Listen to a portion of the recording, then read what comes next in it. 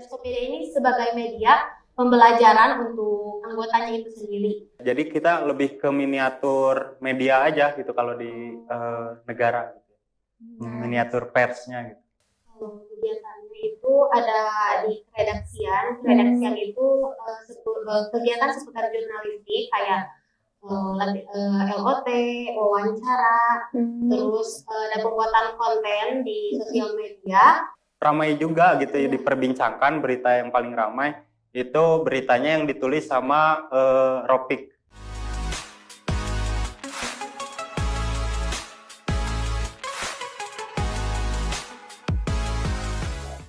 Hai Kenes, kembali lagi di Osaka, obrolan seputar kampus. Nah, saya di sini Awalia sebagai host yang akan membawa podcast saat ini. Tentunya saya tidak sendiri dong, saya ditemani bintang tamu yang sangat luar biasa. Sobat Kudus sudah gak sabar kan? Siapa sih bintang tamu itu? Nah, langsung aja nih. Nah, Kang Teh boleh dong perkenalan dan sapa Sobat Kudusnya. Oke, pertama saya dulu mungkin ya. Ya. Halo Sobat Kruners, saya Iqbal sebagai Ketua Periskop di periode 2020-2024. Boleh? Halo Kronas, perkenalkan nama saya Fitrin Fadila. Saya di sini sebagai wakil pimpinan redaksi 2023-2024. Nah, kita udah nih perkenalannya, kita langsung pertanyaannya aja ya. Apa sih fungsi periskop buat media, buat anggotanya? Kalau untuk anggotanya itu sendiri, Periskopedia ini sebagai media pembelajaran untuk anggotanya itu sendiri. Di Periskop Media itu sendiri, anggota belajar mengenai kegiatan jurnalistik kan, seperti penulisan, fotografi, wawancara, seperti itu. Oh gitu ya, banyak banget ya Lebih fungsinya. ke jurnalistik. Oh, lebih ke jurnalistik Pendalaman. Jadi kan kita di ilmu komunikasi ada dua konsentrasi. Iya. PR dan jurnalistik. Nah, kita itu lebih ke pendalaman dari materi-materi yang sebenarnya udah dibahas di kuliah gitu ya, cuman prakteknya itu diperdalam di Periskop Media. Perdalam gitu ya. Apa aja sih contoh-contoh materinya itu? Contohnya kayak misalnya penulisan, fotografi pun ada, fotografi. videografi dan lain sebagainya. Cuman mungkin karena basicnya CDU juga kan fotografi sama gitu ya, videografi. Cuman kalau kita itu lebih ke pengangkatan isu yang mau diangkat apa nih, terus kayak misalnya redaksi-redaksi dan angel-angel berita gitu ya. Jadi kita lebih ke miniatur media aja gitu kalau di negara gitu. Miniatur persnya gitu. Nah, itu tuh gimana sih cara menyebarkan informasi gitu ke media? Kalau kita sih biasanya mengadakan dulu rapat redaksi. Setelah itu kita menentukan angle-angle mana sih yang saat ini hangat, gitu ya.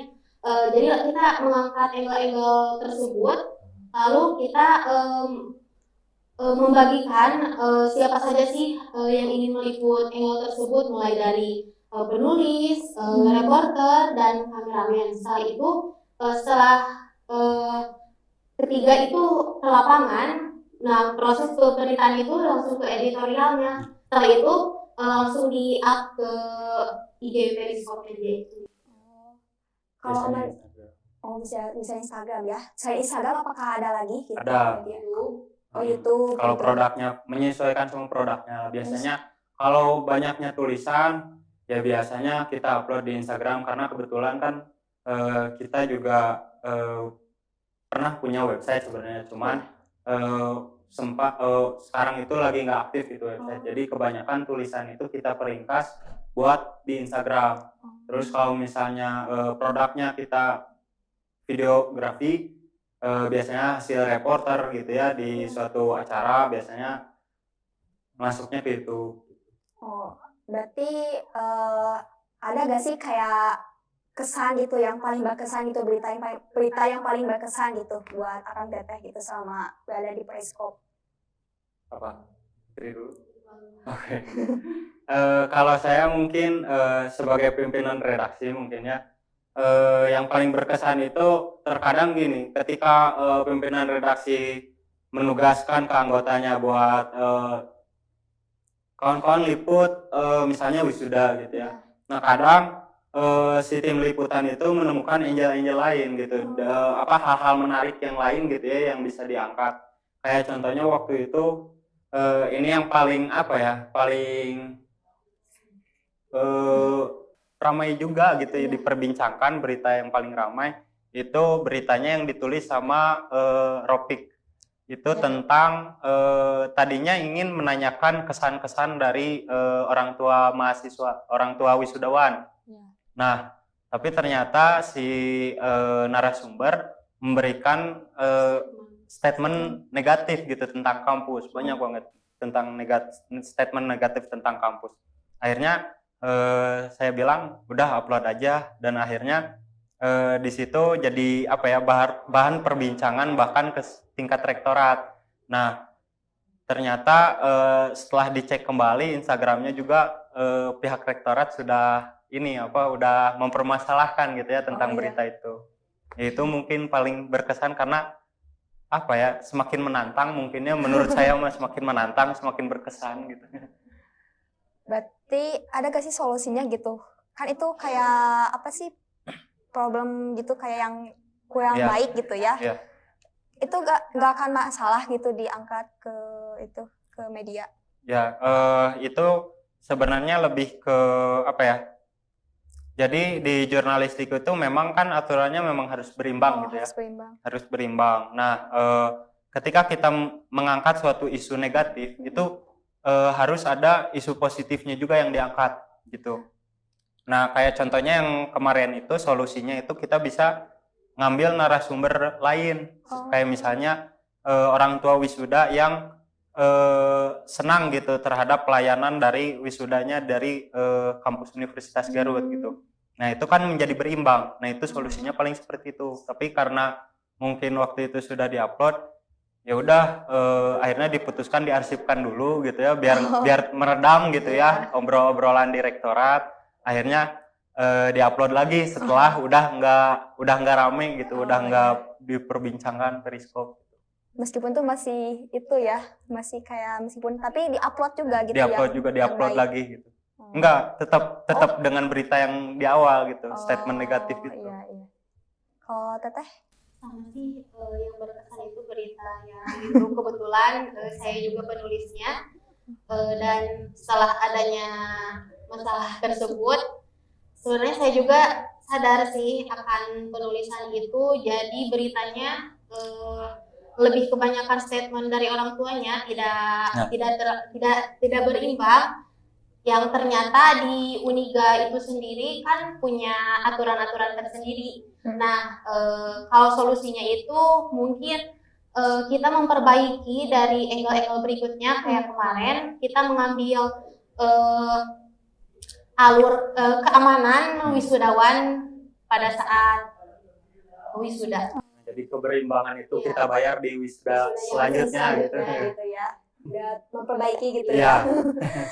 Terus tantangannya nih, ada gak sih tantangan gitu pas Akang sama Teteh gitu pas ngeliput atau pas ngebuat ceritanya, pas nulisnya?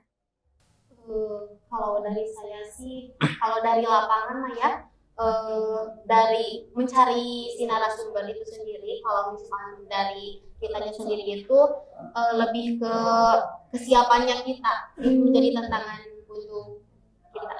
Siap gak siap gitu ya.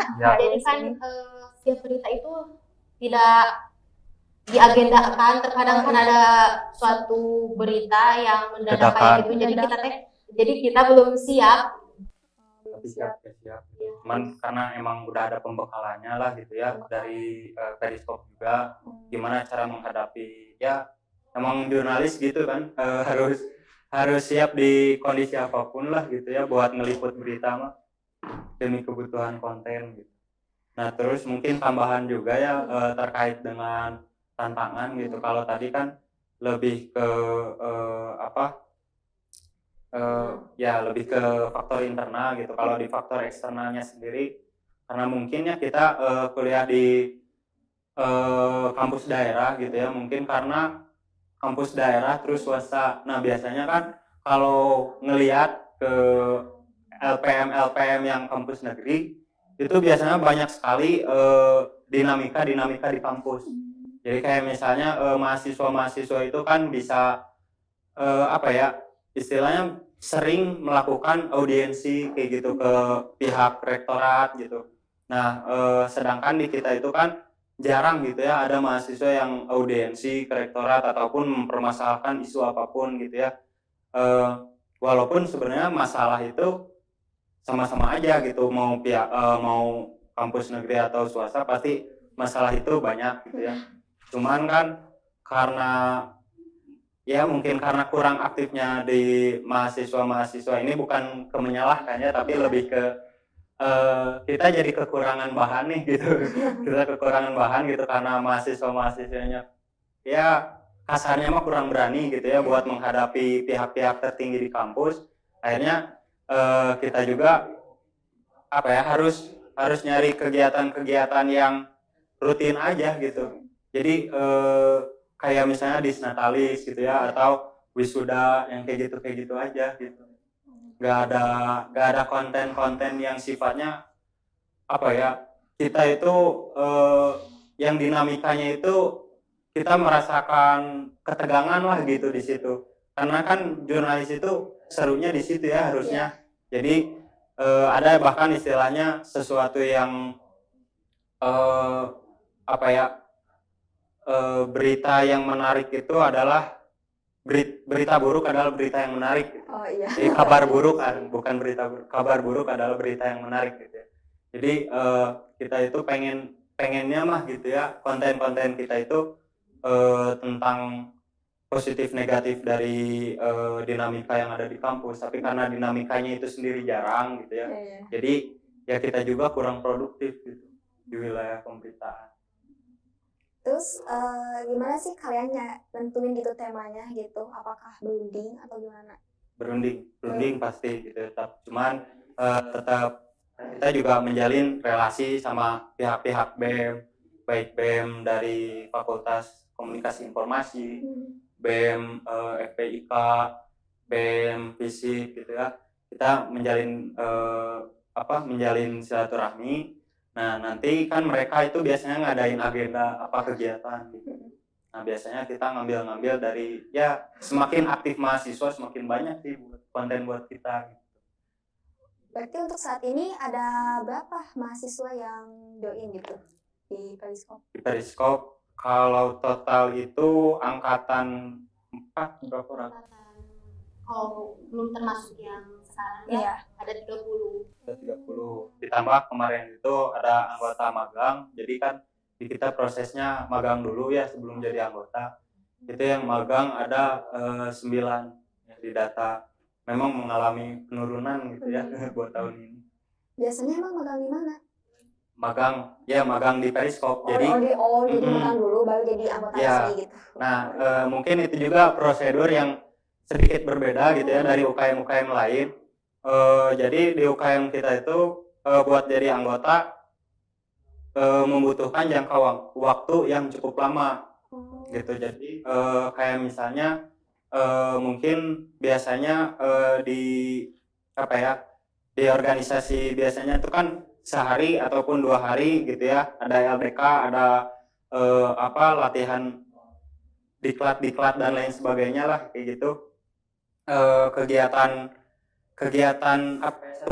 udah jadi gitu ya anggota. Nah, kalau kita itu banyak kegiatannya kayak misalnya ada pelatihan, ada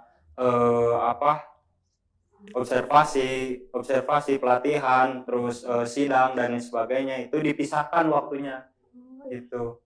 Nah, nanti di magang itu kita gimana caranya anggota biar produktif. Jadi kayak misalnya sekarang itu kita fokusnya ke konsistensi dari anggota magang ya.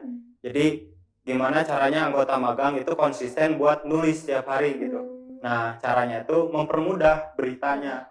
Jadi beritanya nggak usah dikemas sedemikian rupa biar bagus, nggak usah dulu dipikirin yang bagusnya apa kayak gimana, nggak usah. Yang penting kawan-kawan nulis, udah itu dianggap kawan-kawan selesai dalam tugas gitu. Nah, jadi kita juga menguji konsistensi dari anggota gitu intinya. Jadi harus bertahap-tahap Iya, bertahap dulu gitu ya. bertahap dulu. Oke, siap. Terus kalau kegiatannya biasanya apa sehari-hari? Kalau kegiatannya itu ada di keredaksian. Keredaksian itu kegiatan seputar jurnalistik kayak LOT, wawancara, terus ada pembuatan konten di sosial media. Setelah itu ada pembuatan buletin di kampus. Untuk kegiatan keredaksiannya kita itu mengadakan acara kayak seminar, workshop yang kayak gitu. Lalu waktu itu juga pernah kita mengadakan suatu seminar yang bekerja sama dengan PID. Itu tuh salah satu kegiatan yang di luar berarti ya? Ya non keredaksian, Keredaksian. ada kegiatan keredaksian dan non keredaksian. Oh, berarti yang non redaksi itu kayak yang di luar gitu? Ya sama umum kayak pada umumnya lah gitu kegiatannya teh.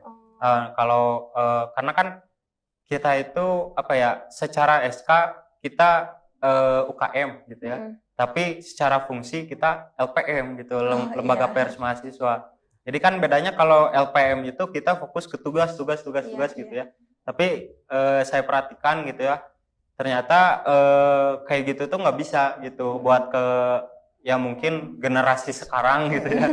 Generasi sekarang buat dikasih tugas terus tuh nggak bisa gitu. Makanya kalau di media mungkin mereka dikasih tugas dikasih uang gitu ya, dikasih keuntungan. Nah, kita kan nggak gitu ya. Kita kan apa ya istilahnya relawan gitu di sini gitu ya sebagai pers. Nah, makanya kita ngadain kegiatan-kegiatan yang sifatnya kekeluargaan biar kita semakin solid, semakin kompak. Kalau udah terbentuk kompak solidaritas dari anggotanya, barulah kita bikin berita bareng-bareng gitu. Oh, jadi nggak selalu fokus aja gitu langsung gitu ya. Kayak ada acara kegiatan lain gitu di luar itunya. Oh, oke. Terus ada gak sih kayak cara gitu ya, kayak pesan gitu biar jadi jurnalis gitu yang baik? Gimana, Pit? Ya pastinya kalau buat jadi jurnalis yang baik, jurnalis itu lebih ke ini ya, orang-orang yang bisa apa ya istilahnya peka terhadap lingkungannya untuk menjadi berita gitu, nilai berita. Jadi buat jadi jurnalis yang baik ya sebenarnya sama kayak kita pengen jadi pemain basket yang baik ya banyak latihan gitu ya. Semuanya pasti banyak latihan dan intinya pengen jadi jurnalis yang baik banyak-banyak cari informasi gitu. Banyakin main juga salah satu salah satu tips buat jadi jurnalis yang baik gitu, karena dari main kan kita kalau diem di rumah terus gitu ya scroll IG misalnya, kita kan mengonsumsi informasi yang udah jadi gitu, udah dikemas gitu. Sedangkan kalau kita main kita melatih, sebenarnya lebih ke melatih kepekaan kita terhadap lingkungan. Oh, kayak misalnya kita lihat contohnya sekarang kita lihat anggota CDU lagi bikin podcast gitu ya. Nah, seorang jurnalis itu harus mampu ngelihat sisi nilai beritanya di mana gitu. Kalau disajikan bahwa CDU lagi ngadain podcast, ngewawancara misalnya Periskop Media, itu kan terlalu flat gitu. Nah, sedangkan kalau buat jadi jurnalis itu harus tahu sisi-sisi apa nih yang bisa menarik gitu buat perhatian halayak gitu. Jadi nggak cuma nyeritain bahwa CDU lagi ngadain podcast, tapi kayak misalnya dalam rangka menyambut anggota baru misalnya gitu. Mahasiswa-mahasiswa CDU diperkenalkan dengan kamera-kamera yang mewah seperti itu mungkin ya.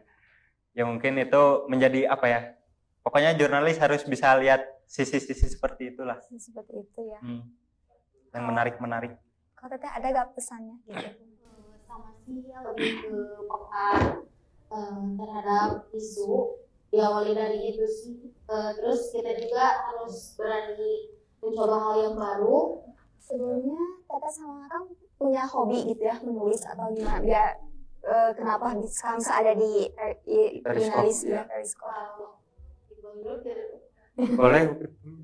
Kalau saya sih kebetulan kan di SMK itu saya jurusan broadcast. Oh iya. Nah pas waktu PKL saya itu PKL di salah satu stasiun TV lokal yang ada di Bandung, dan kebetulan saya itu jadi asisten reporter. Nah, Hebat, tepuk tangan dulu dong.